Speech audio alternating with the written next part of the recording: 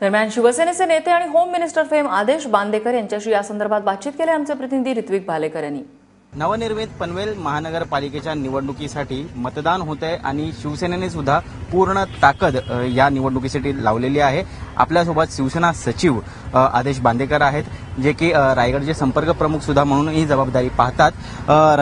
रस्त्यांवरती बूथवर जाऊन ते आढावा घेत आहेत। काय नेमका अनुभव आहे त्यांना विचारत काय म्हणाल? नाही, खूप पनवेल महानगरपालिकेची ही पहिली निवडणूक असल्यामुळे मतदारांमध्ये उत्साह आहे।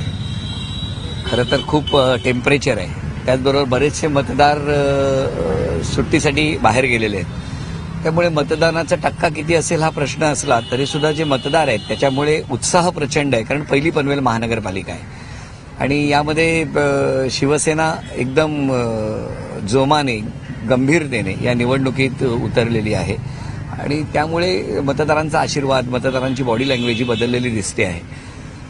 उत्साह प्रचंड आहे, त्यामुळे पनवेल महानगरपालिकेचा निकाल नेमका काय लागतो याकडे इतरांप्रमाणे माझंही लक्ष लागलेलं आहे।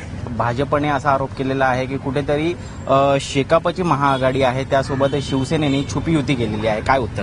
नाही, मला असं वाटत नाही। आयुष्यभर ज्यांनी कदाचित सेटिंग केलेली असेल त्यांनाच हा फॉर्म्युला माहिती असेल।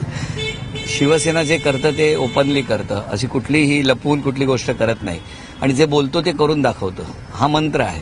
त्याच्यामुळे न बोलता कुठलीच गोष्ट करत नाही आणि जे करायचंय ते बोलल्याशिवाय राहत नाही आणि म्हणूनच असे कोणी आरोप केले तरी सुद्धा ते आरोप त्यांना लखलाभ हो। तुमची लोकप्रियता आहे, लोक सेल्फी काढतायत, परंतु ही लोकप्रियता जी आहे याचं रूपांतरण मतांमध्ये करायचं आहे, खूप मोठं आव्हान आहे। खरंच आहे, हे आव्हान आहे आणि आव्हान हे खरं तर उद्या मतदान झाल्यावर किंवा निवडणूक जाहीर झाल्यानंतर काम संपणार नाहीये, तर तो दिवस असेल, तिथून शिवसेनेला आणखी काम करायचंय, म्हणजे ती सुरुवात आहे।